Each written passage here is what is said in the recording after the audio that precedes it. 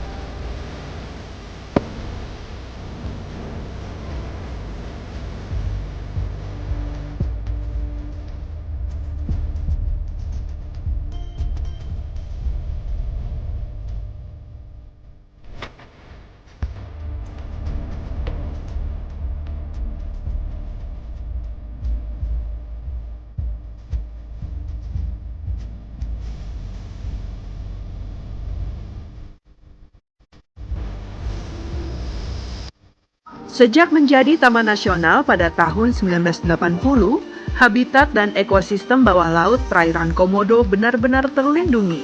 Di tempat ini, para penyelam bisa menyaksikan ratusan terumbu karang sehat dari berbagai jenis.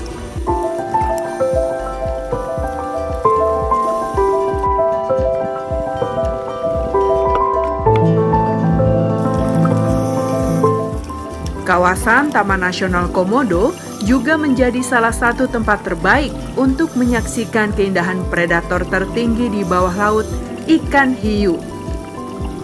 Current City adalah lokasi terbaik untuk melihat hiu di alamnya. Letaknya di sebuah pulau kecil bernama Batu Bolong. Sesuai dengan namanya, lokasi penyelaman di tempat ini memang mempunyai arus cukup kencang.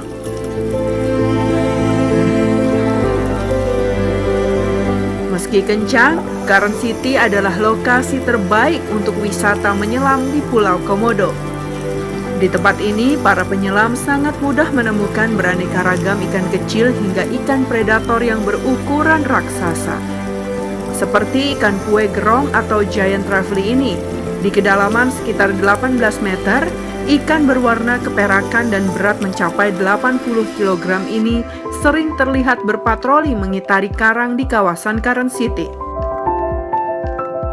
Dengan air sangat jernih dan jarak pandang yang mencapai 30 meter, Current City memang menawarkan keindahan pemandangan surga bawah air Taman Nasional Komodo.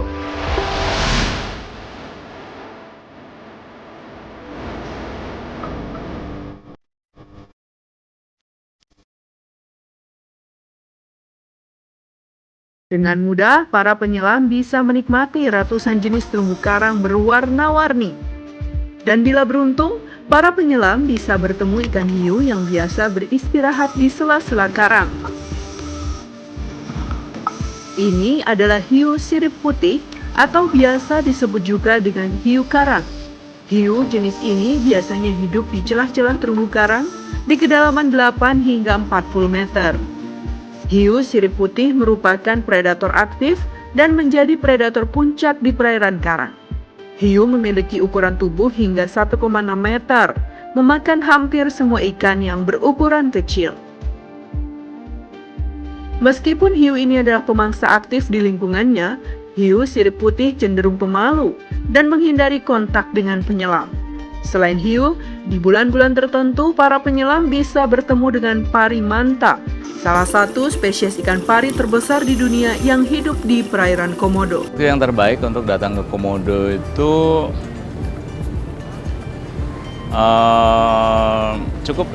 cukup membingungkan ya, karena ada yang pas badai, tapi mantanya seperti cendol banyak sekali gitu, macam bulan Februari misalnya, itu kan hujan angin.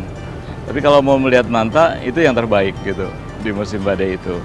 Tapi kalau yang rata-rata orang ingin ya mestinya yang kering ya, yang tidak angin, tidak gelombang. Biasanya dimulai di bulan Mei sampai Juni. Itu yang tenang sekali. Terus sekitar akhir September sampai Desember. Yang selain itu biasanya ada angin tapi masih bisa kunjungi dengan aman gitu.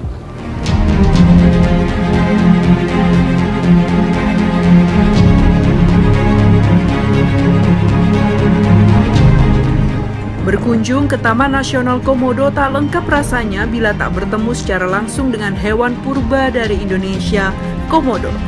Di Taman Nasional Pulau Komodo, reptil dengan panjang mencapai 3 meter ini mendiami beberapa pulau. Salah satunya di Pulau Rinca, hidup sekitar 1.500 komodo. Untuk mencapai tempat ini, kapal pengunjung harus berlabuh di dermaga Loh Buaya.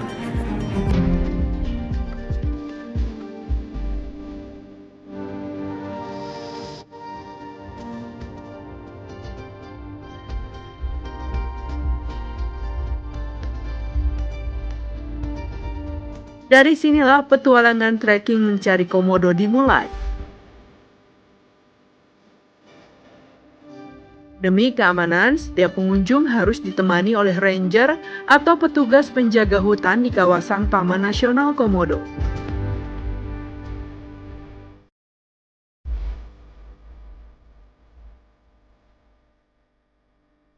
Di Pulau Rinca, para pengunjung tak perlu jalan terlalu jauh untuk bisa menemukan komodo.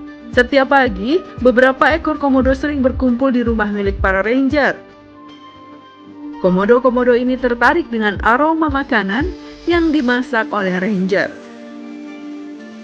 Meski terlihat hanya tidur-tiduran di tanah, para pengunjung harus tetap waspada dan menjaga jarak aman sekitar 3 hingga 5 meter dari komodo.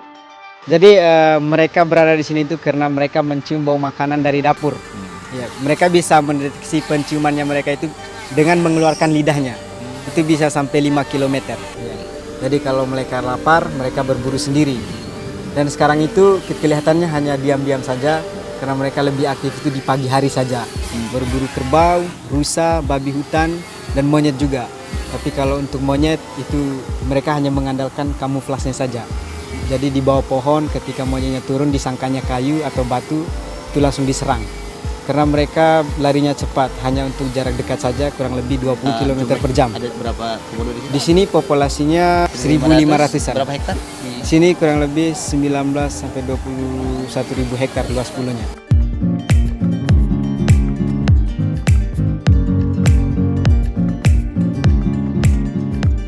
Tak hanya komodo saja, di pulau ini juga hidup berbagai jenis binatang seperti rusa, monyet, babi liar, dan kerbau. Hewan-hewan ini adalah mangsa alami hewan yang hidup sejak 60 juta tahun yang lalu ini. Untuk bisa merasakan sensasi lebih dekat dengan dinosaurus hidup ini, di Pulau Rinca tersedia pilihan jalur trekking, yaitu mulai dari trekking pendek sekitar 1 jam, hingga jalur panjang dengan waktu kurang lebih sekitar 3 jam mengelilingi Pulau Rinca.